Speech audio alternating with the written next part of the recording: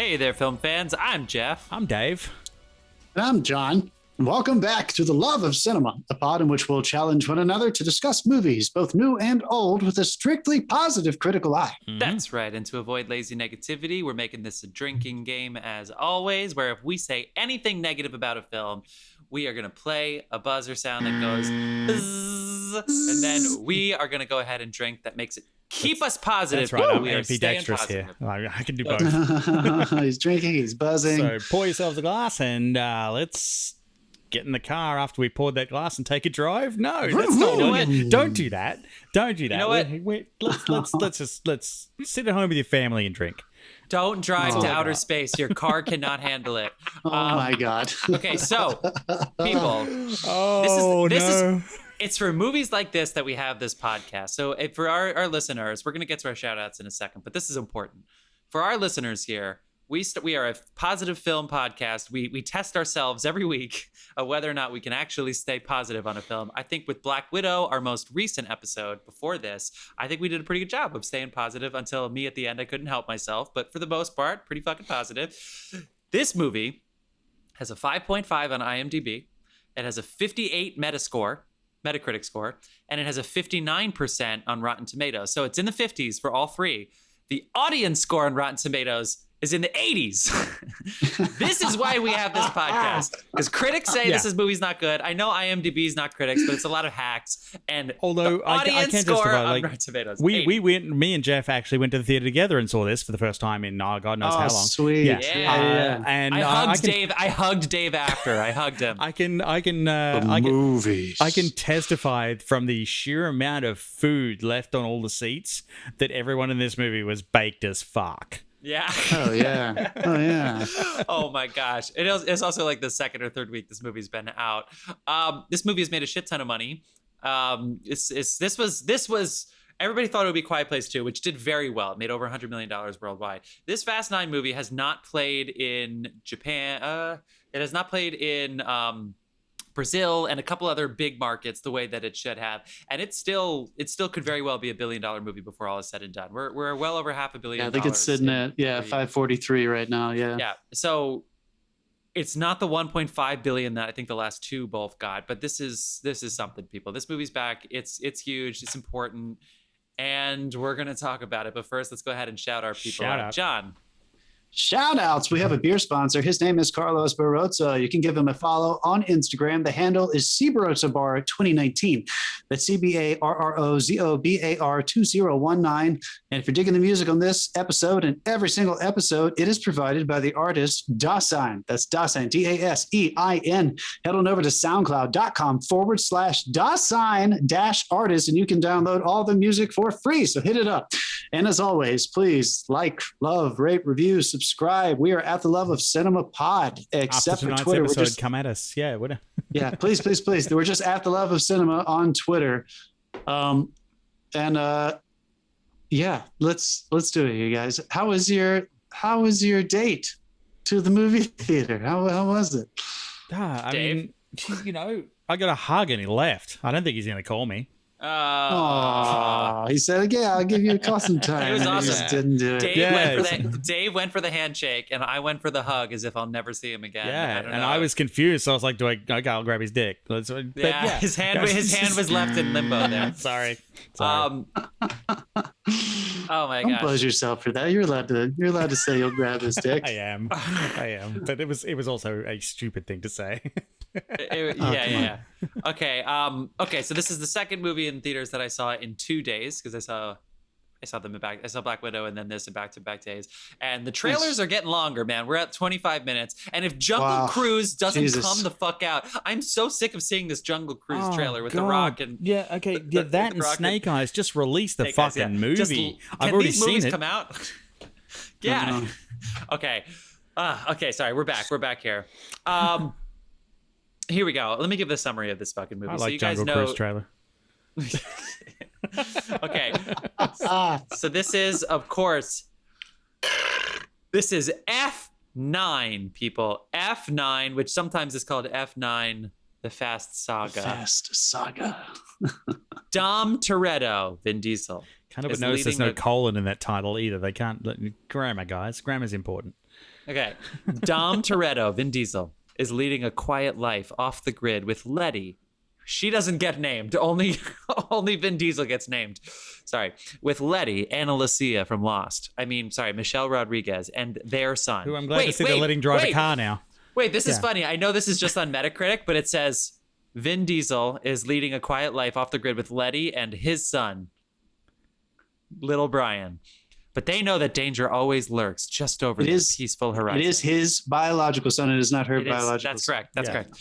This time, that threat will force Dom to confront the sins of his past if he's going to save those he loves most.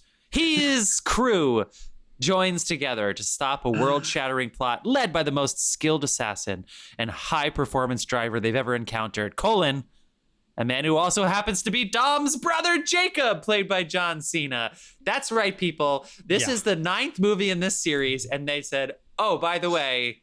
It's technically the 10th. 10th, yeah. If you count the Hobbs and Shaw. Keep going. Although neither Hobbs nor Shaw 1 or 2, because there are 2 different Shaws. Neither of the Shaws or Hobbs are in this movie. People, we're talking about F9.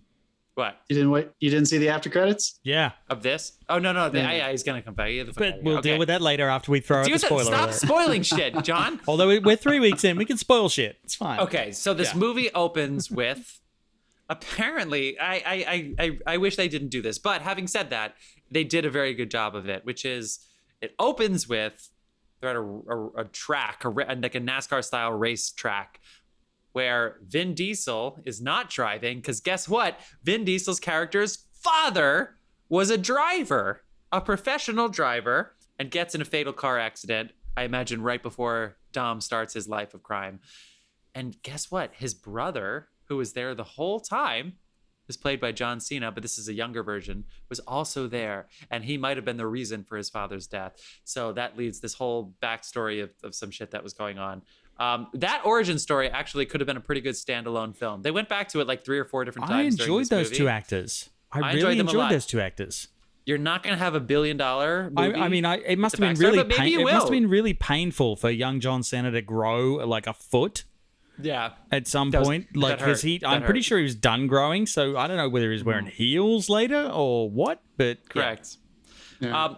So anyway, they I don't know. This thing says Cypher is back, but Charlize comes in kind of later, and it always seems like still has the best damn line in the film. A couple of days. I laughed a lot at this movie. I don't know if it was when I was supposed to be laughing, but it was fun. Dave and I saw it together. What do you guys think? Did you both saw it in the theaters? But Dave did. John, did you see this movie in the cinema? Yeah, I did. It was only in cinemas. Oh, yeah, duh. What were your initial reactions? We do really drink beer on this podcast, people. What were your initial reactions to this film, guys? Dave, hit me. What did you think? No, you go first. You go first on this one. All right, so I will go first on this one. I'm a huge fan of this franchise. I think anyone who listens to our pod knows that. The absurdity is just aces in my book. I think I figured out how to finally classify what Fast and Furious, what their franchise does, and why I think they stand alone. When people always ask me, like, why do you like it?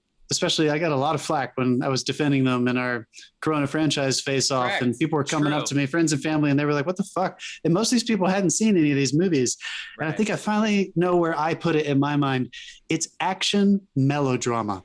Emphasis on the melodrama, which is why I think you are, to your point, Jeff. I laughed out loud at all the moments that I don't think you're supposed to laugh at.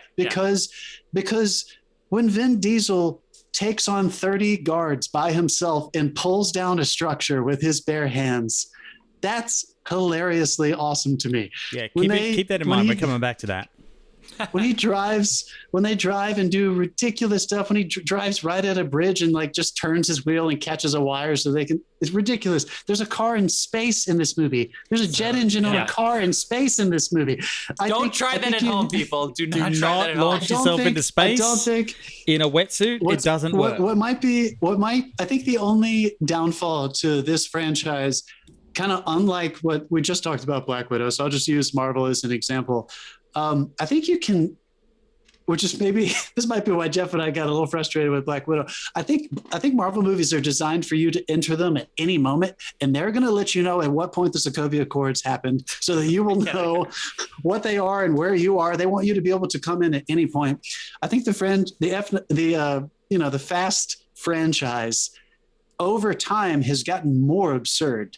So as a fan of that, you think? I understand that the critics, I think I feel the same way that the critics do about maybe their expectations were a little higher. I think the issues that do exist with this movie are valid from a critical standpoint. But if what you're looking for is them raising the stakes on absurdity and the ridiculousness, I mean, getting a car into space, when they were cutting back and forth between that was silly. Just the melodrama, it's baked in, right? That is a soap opera plot. Dom's brother that we've never heard of before until that was one of those moments. And yet everyone else in the cast seemed to know.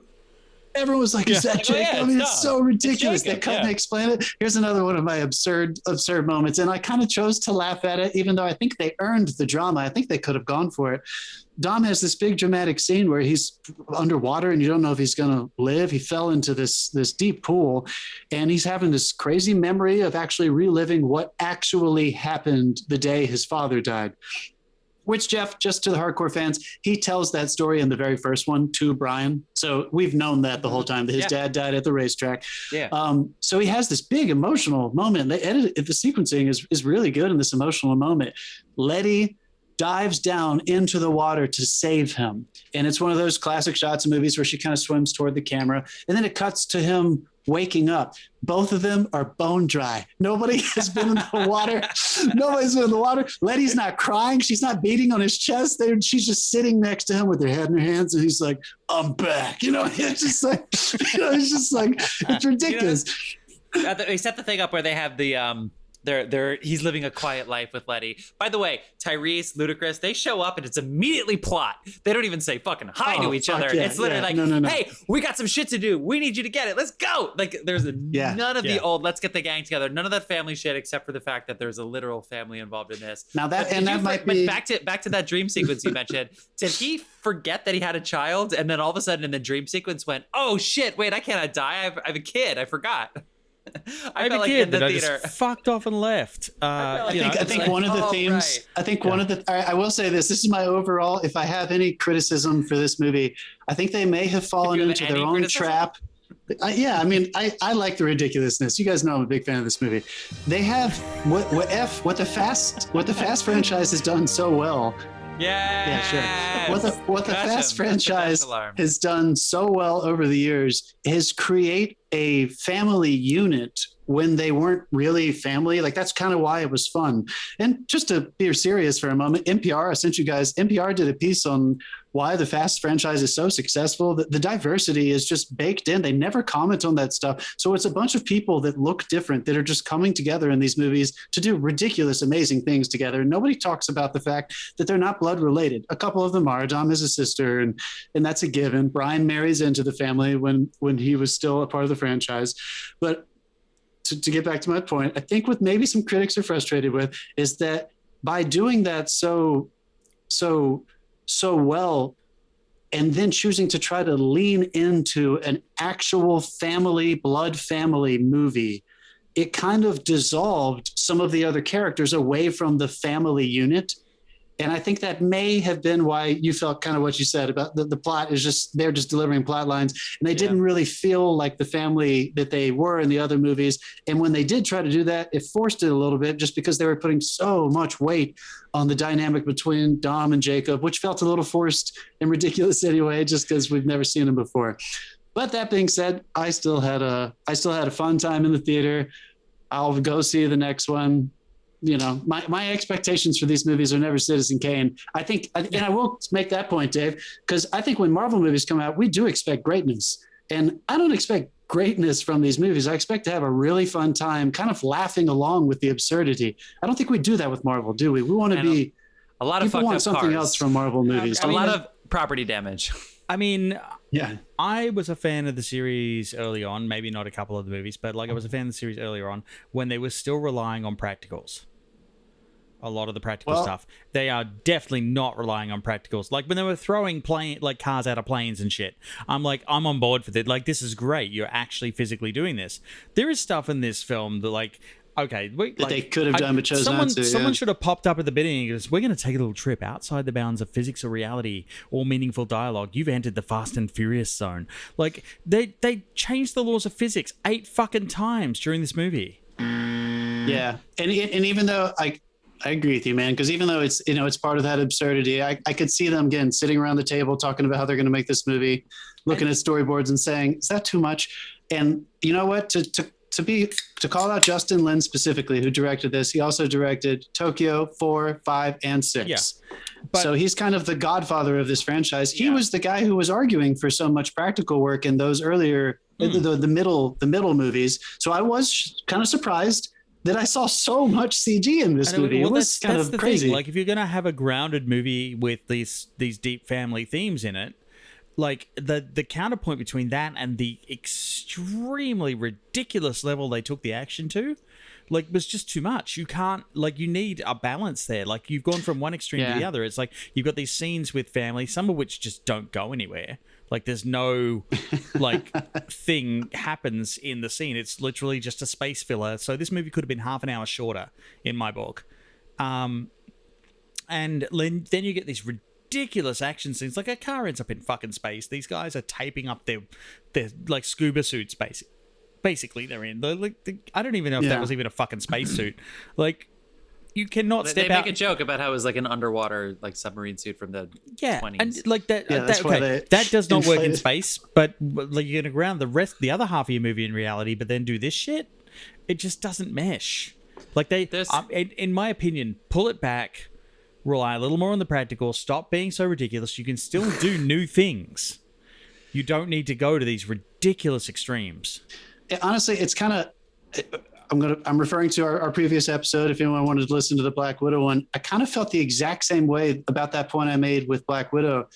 I feel like they may have missed an opportunity here to bring this back into a grittier, grounded version, to kind of keep it in that place that the throwback scenes from the opening and the flashback scenes kind of create, because they have gone so far with the action. And, you know, whether or not you like it and you think they're pulling it off, at this point, like, the lid is off, and like, they've been to space now. Don't get me wrong. So I do think you're right, dude. I think there's an opportunity for them to maybe had fun, and I'm pretty more. Sure everyone in our theater had fun except for the 5 people that walked out. But you can just leave. You can just open containers, talk to each other, turn lights on, answer phone calls, and still have a good time at this movie. Yeah, won't be going to that theater again. But it was like, I had fun, but also I was like, I felt a little bit cheated, because, like, you know, it's the magnets did different things at different times depending on what they needed them to do. Okay, yeah, fine. Yeah, the magnets don't fucking work that way. They only got the metal that they wanted to get. And I'm sorry, but when you got, like, you've cranked a magnet and shit's flying out of stores, you're killing people. Yeah, there's a lot of death. Like, the dryer salesman missed it. Like, he dodged. You saw him dodge. But everyone else, like, there were some fucking casualties. I'm sure they killed some people during these sequences. Just those cars, dude. Don't worry about those guys. I'm sure there were some people in those cars that they were throwing. John, I have a magnets serious... don't pick their targets, and it pissed me off. I'm like, if you break your... It's like when we were talking about Superman Returns like a year ago. It's like, don't set up your rules and then break your rules. I love my favorite line in this movie. I told Dave this is my favorite line. Is I actually almost sounded like a Superman era like esque voiceover, but it was essentially Tyrese and Ludacris, who definitely got fucked the hardest out of this film. This film, they definitely did not know what to do with them. Tyrese, John. Yeah. Tyrese is dead, right? There's no way that he lives. Why was he getting shot at with so many machine guns? What situation are they in where they're getting shot at more than Black Widow was, and she's an Avenger who's broken the Sokovia Accords. What the hell was the point about the joke about, oh, maybe we've been through all this stuff, maybe we're invincible? It's like that guy was just surrounded by people with guns and took them all down with one burst, but like there were holes in his jacket and he didn't get hurt. I'm like, what was the point of that scene? We didn't reference that again, really, like, except when they were in space. Yeah, so funny. Yeah. Was and by that point, I was checked the fuck out. Like, I was still having fun, but I was checked out on the story. I'm like, we're not getting anything serious here. This is a joke movie. Not that you ever get anything super serious from these movies, though. Right? No. My line. But here's Charlize Theron. That's the counterpoint. Charlize Theron is the super serious thing in this movie. She has one of the best lines in the film, and like we had a guy shout out at the most appropriate time ever in the theater. Yeah. What did that guy say? I think it was like fucking burn or something. He said sick burn, bro. Sick burn, bro. Yeah.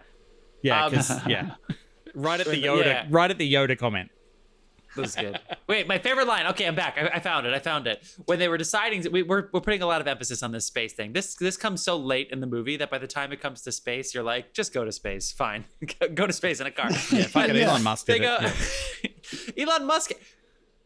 Jeff Bezos was gonna go like 5 years. No, Richard Branson was gonna go 5 years ago, but their initial test crashed with no pilot inside it. The drone test crashed. So this is not easy to go to space, but it doesn't matter. We don't need to talk Branson about the did it, science of this. and he did it after years and years of Musk this. Fired a car into space, not because by tomorrow they need to fly a car to a satellite. Okay, anyway, so they're doing this, and they ask the question: should we do this? Because we might die. Should we hire astronauts? Should we contact NASA? And Vin Diesel, who, you know what? At this point, it's like you just see him and you just know you're in good hands. He is so good at this particular role. No matter how dumb the writing is, no matter how much he's basically turned into Rocky at this point, where he's like, "Well, if they want to fight, I'm gonna give them a fight." I am and Groot. It's like, okay, he can't run. He's not agile anymore. Like he's just like a big dude. But like whatever. He has this line to Tyrese and Ludacris where they're like, "I think we should hire astronauts," and he goes, "No, we do this the way we've always done it." With us, our way. And it's like, your way is on the ground, or at least it was until the airplanes and the submarine. But I guess because you did airplanes and submarine, you got to outdo yourself. We weren't even talking about the submarine. What everybody was saying, what you guys were both saying before about, so apparently there's a one-upsmanship with these movies, and this is all because of Lin. So give him the shout out, because Fast 4 was fun. It was basically like a break out of jail thing and then do like a job. Fast 5 was an Ocean's 11 style heist film on wheels that was fucking fire. 6, 7, it gets bigger. 8, post Paul Walker, way out there. This movie, they go to space. This is it. They go to space, and they're all secret agents now. So all of the lines of like oh, we got a tank. Oh, there's a sub and we're on ice. Just like the old Pierce Brosnan Bond movies. What happens with Bond is you change Bond, you reset, and you start with a more condensed, grittier movie. Well, actually, I really hope that's what 10 is going to be. It's funny you should mention that, because they have nowhere else to go. They really don't have anywhere else to go. Like, that was the one disappointing thing. Almost everything I saw in this movie, I've seen in another movie. Right down to flipping the giant truck. Like, that was Deadpool 2. And what the fuck was with all the Star Wars references? That was Dark Knight, bro. Dead Man 2 stole that from Dark Knight. Dark Knight flipped the truck first. Yeah, okay, cool. So we've all done that. But yeah, like everybody's flipped the truck. And they did it for real. Yeah, Dark Knight actually flipped the truck. So did Deadpool. They did it for real as well. It's apparently, if you're going to flip a truck, you got to do it for real. Did Christopher Nolan sell that technology to them? Did he say, "Here's how you flip a truck"? Yeah. But if you use this technology, you can only screen in a theater. No straight to streaming. That's why this went straight to streaming. It's Christopher Nolan's fault. I just started a conspiracy theory. Was Helen Mirren? I actually forgot that she was in this movie after I saw it. But Helen Mirren, was she more M? Was she cute? Who is Helen Mirren in this story? Can you guys film me? Can you guys remind me? No. So she's Deckard Shaw is the villain in 5. Yeah. And he's Jason Statham's, who you eventually realize Jason Statham's character is his brother. She is their mother. So she is the mother of the Shaws. Yeah, I think and we've you seen meet her her once or before, twice, right? and she's like a master criminal, whatever. So yeah. Then again, the callback thing. Like apart from getting him where it was a chess piece move, it was like fucking season 6 or 7 of Game of Thrones. Like, it was like, we need to get this guy here. Let's put Helen Mirren in there with a bit of dialogue, and we'll just drive a car up there. I hope her quote was very high. She was in Hobbs and Shaw. Nobody's buzzing the fuck out of me. Like, she's in rattling on this. I was looking it up because she was in Hobbs and Shaw, and I was trying to think of what else. I guess she was probably in 8. She was in The Fate of the Furious. She's in 7 too, because that's when you first realize Jason is Deckard Shaw's brother. 6 or 7. Whenever Jason Statham enters the picture, and you realize that he is Decker Shaw's brother. I think you meet her at some point in that one or the next one, but I just can't remember which one it is. But, so she's made an appearance in 2 or 3 of these things, including this one. Yeah. All right, we got. And they're never big appearances. They're always cameos. I just want to point out though as well, apart from the Star Wars characters that they referenced, it begins like Rogue One. It's like someone's coming in the car. Let's go send the daughter to hide in the pit in the ground. They literally set themselves up a rebel base. Dom pulls a Luke in Cloud City, falls down a shaft. John Cena pulls a literal Han Solo, comes back in. I'm here, and like then they mention almost every relevant character from Star Wars. What the fuck is the obsession with Star Wars in this movie? Like, I get the shout-outs, but holy hell, there's a lot of throwbacks.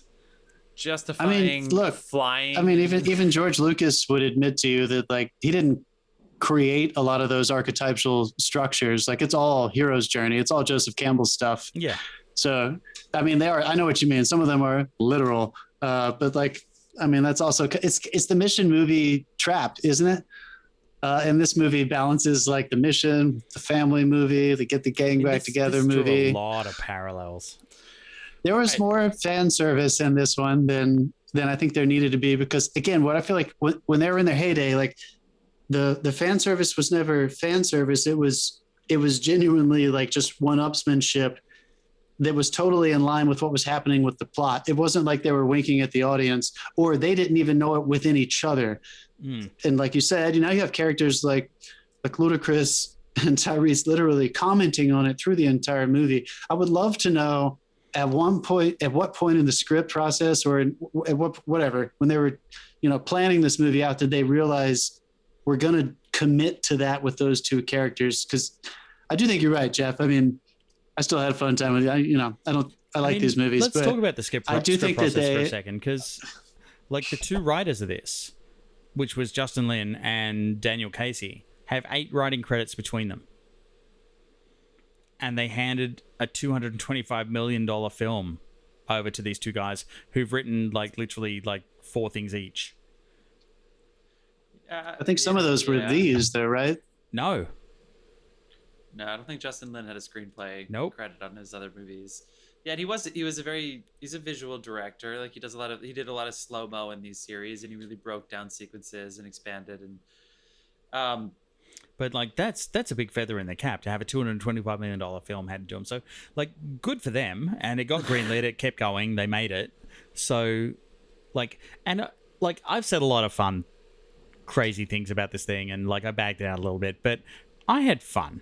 We had fun. We went to the movies. We had fun. We laughed our ass off. And the only thing I can compare it to is like there's a video game series called Saints Row.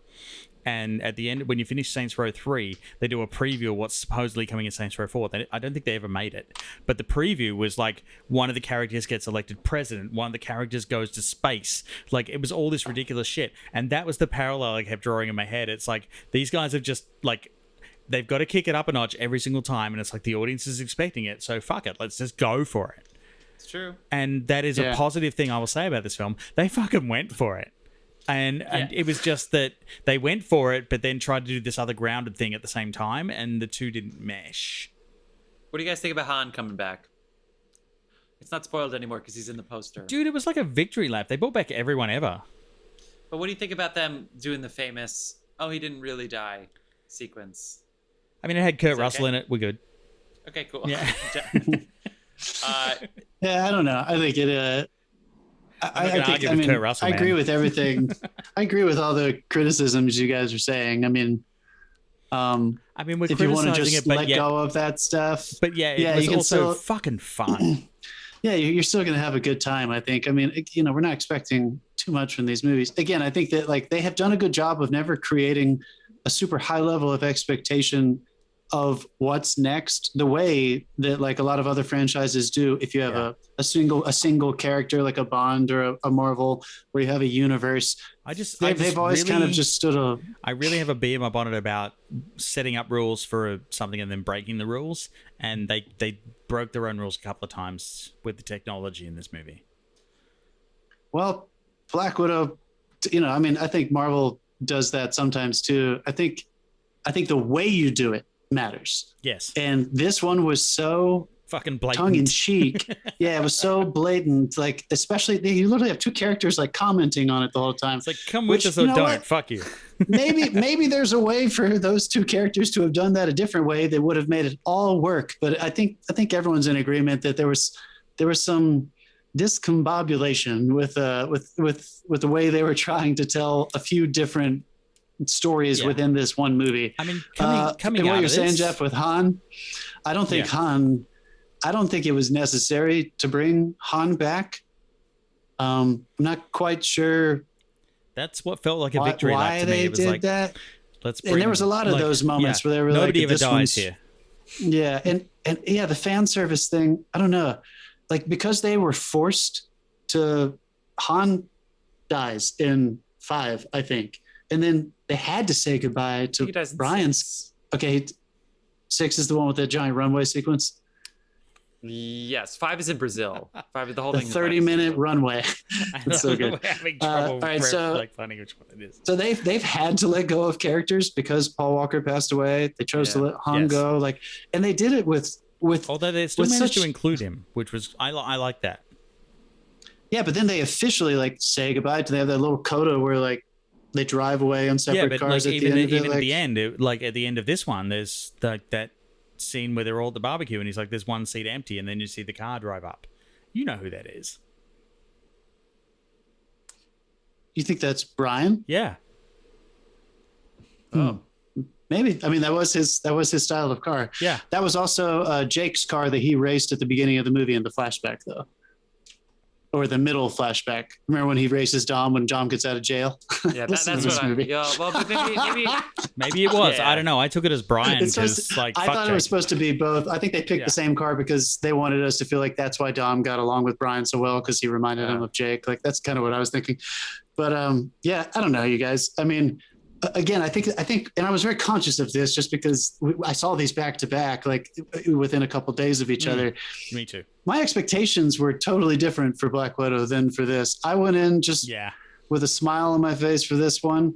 I didn't go in with like my arms crossed and my chin raised for Black Widow, but you know, they take themselves more seriously, I think, than the Fast franchise, and they're trying to achieve something different. You're absolutely right. Yeah, so I don't know. I think while I agree with everything you guys have said, though, I would like to see this just stop here. And instead of Fast 10 and 11, which have apparently been greenlit back to back, they're going to make them back to back. I would like to see a streaming service pick this up and just make 18 more fucking seasons. Oh, really? Because I feel like that's what it's gravitating towards. I feel like it would do better on a streaming service now. Although the box office says otherwise, but yeah, it might. But yeah, I don't know. I mean, I feel like there's so much spectacle. I don't know.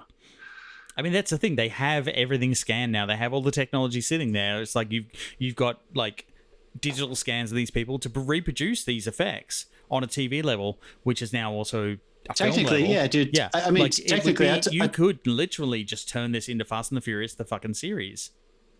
I appreciate what you're saying with the technical argument, but kind of what I was saying though, I think the reason these movies have been successful is because they've never relied on the universe of the Fast to anchor them. Each movie is kind of ridiculous in its own way. It would always introduce, like, even in this conversation, we're trying to kind of remember when Han died, but it doesn't really matter. The way you have to know the timeline of certain Marvel things, or else it doesn't play out. True. So I feel like this one would be. This one, I'm going to use the same argument I used in the Black Widow at the end of the Black Widow. I don't think that just because things can be serialized, they should be, especially if they're coming.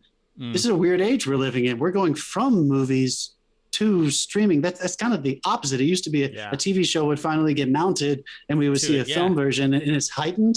So I personally think something is lost when you put it on a television screen over 8 seasons. I mean, this would probably lose something in the big screen translation, that's for sure. Because like, but you're right, they could fucking do it if they wanted to. Like, they were ridiculous, but they were epic. So much destruction, so much property damage. But you made the point earlier, I think, I can't remember which one of you said it, that I do think it might be a good idea for them to hit the brakes. Hey, it was funny. nice. There was a documentary. And go gritty. Drop it down, do a different, go back to the first one. That movie is still entertaining and it's all practical and it's just cars racing. Like there's a way to get that back. You don't have to keep one-upping yourself. And then we can go up with you again, just how they've done with the Bond series. You said it, Jeff, just how they've done with Bond. You take it back, you start again, and then you slowly escalate over the series of that Bond. I think you could do that with this if you want to. The band U2 toured with the Zooropa tour, and they had all the TV screens and all that sort of shit. There was a famous comment made on some behind-the-scenes footage, and it was literally The Edge talking to Bono. Is like, how do we get back from here? Like, right. How do you get back to? Yeah, you go back, and they did. They went back to the basics, and they continued making music. But it's like I feel like at some point someone's going to ask, how do we get back from here? Like, how do we get back to what we were doing, which was a simple family drama with, stunts. Well, and not to mention too that unlike they're not superheroes, so this isn't a part of a universe. These actors are going to age out eventually, Yeah, I mean, so I think they're going to be forced to do that at some point. We might not see much past. I reckon they'll make it to 12. I would say 12. They'll make it to. Jesus.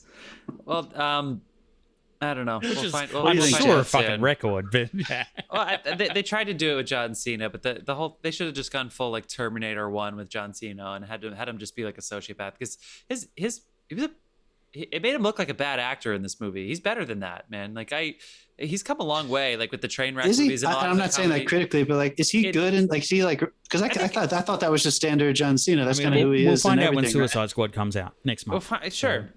To be continued. I'm not saying he's. I said he was. I thought there were scenes in this that were just straight up bad acting, but maybe it was the way that it was written and. Nobody's buzzing me either. See, Dave, it's not just us. You've also gotten off your job. But no, I'm not hating on John because you know what? I bet you. I bet you. I am hating. I just said he was a bad actor. But I think. But I don't. There it is. But fuck. I tricked you into saying it again. But no, it's fine. But in Trainwreck and other movies, he's better. And I also, as you both know, maybe more so than the fans that just heard me say that, is there could have been another take that was better, or they could have directed it and said, you know what? I don't buy any of that. So we got to shake this up somehow to get some more reality out of this. The fact that they printed that, I think, is a disservice to John, unless that was the best, because that would have been a shame. Because they made him do a turn where he was the villain. So I wanted just a full sociopath like villain. That's what I wanted from the brother. I did get a feeling like a lot of people, except for Charlize Theron, were phoning in this one. Yeah, so there were a couple times. Like, I love some of the other ones. They were great. They were exciting. I feel like some of these, like some of the performances were just a little bit phoned in. It got to the point where it was like if Step Brothers wasn't funny. Like with John Cena and Dom. How do you not laugh at that? That's fucking funny. They're sitting there with their daddy issues. They're 50-year-old men. Grow the fuck up. Like, what's going on? Is funny. That's why I wish. That's why I wish John Cena was just full sociopath. But they wanted him to do the turn, where all of a sudden him and Dom were on the same side, and I just. I think it was kind of the two villain trap that we've talked about before, and like. No, I think it was more of a fan service trap. I think they realized that the reason that Brian and Dom work so well, at least through 5 movies, is that they were not peas in a pod. Yeah. They were opposite each other, that were forced to work together, and they found their respect and their love. And obviously Paul Walker was dating Jordana Brewster's character, who was the sister to Dom, but like there was this tension between the two leads, but it was based out of love and respect, and like he inviting Paul into the family over the course of 5 movies and then doubting him again, and that dynamic between the two main characters, we don't have that anymore. Now we just have all the team, Avengers Assemble, and then a villain, who I guess in this case is Cypher, even though I don't know if they even wanted it to be, but I guess they do just for the sake of the stakes. They want to keep it going because like she's going to be the big feature of, I would say, 10 and 11.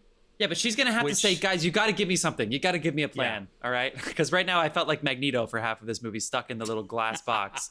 That's fair. Anyway, I don't want to get more negative about this because I did laugh my ass off. All in all, we did come in a little critical on this. It is good fun.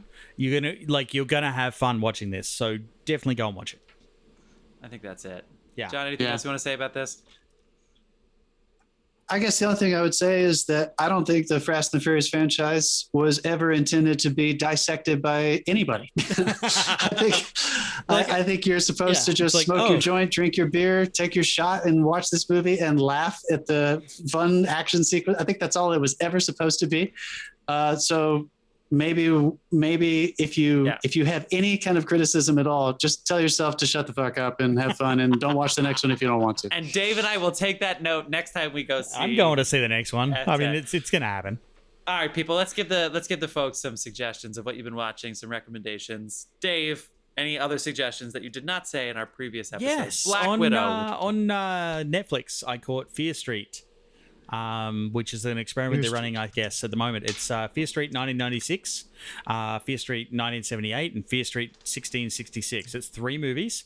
The third one comes out this week. They've released them one a week in a series format, and I'm all the way through 1996, and I'm halfway through 1978. And they're horror movies. They're horror movies, but are they like actually scary or like cheesy slasher? Well, the first one comes across a little teen angsty and cheesy until the very end when they suddenly go full fucking slasher. And then the 1978 is set in a summer camp. Enough said. All right. So, yeah.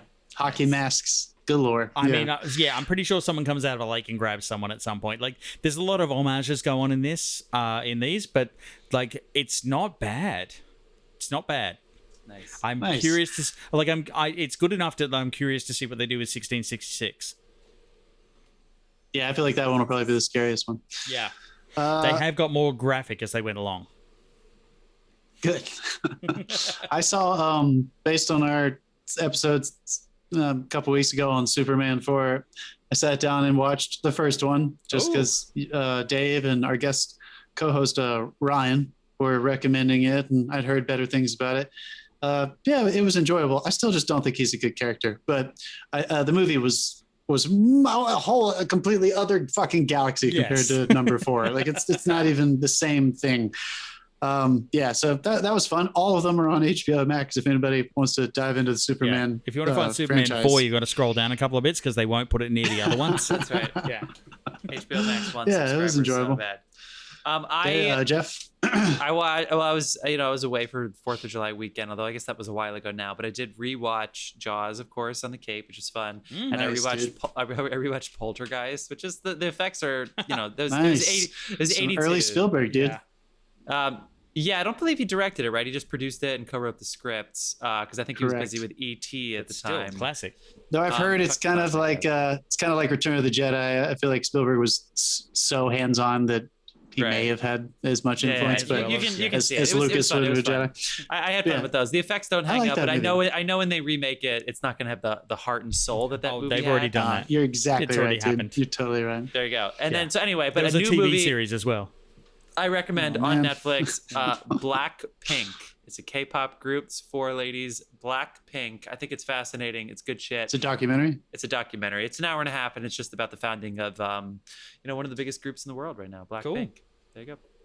That's it, people. We'll be back next week. We got some movies. We're definitely talking about Space Jam, and we're talking about a new Nick Cage movie that's on Hulu. Yeah, let's shout that out. Yes. We will be on. We've had we have not had both of them on, but we have had Matt Gilbert from the Matt and Mark Movie Show, another podcast. He came on to talk about. Dave, help me out. Jeff, what was the Toxic Avenger. Toxic fucking it was the poor bastard. We put him on a Whistle Really That Bad episode. Yeah, he also did American Graffiti. So we got Graffiti. So we got him drinking. So that when we got into Toxic Avenger, we had fun. So we are going to be on with Matt Gilbert and Mark Monstrowski for the Matt and Mark Movie Show. The podcast is available on all platforms. We are going to be talking about the new Space Jam movie, Space Jam Legacy, starring LeBron fucking James and all the tunes you love. So that will be dropping. I think they drop theirs pretty quickly. So that should be coming out at the beginning of next week. And then we are going to return to our show for our midweek episode.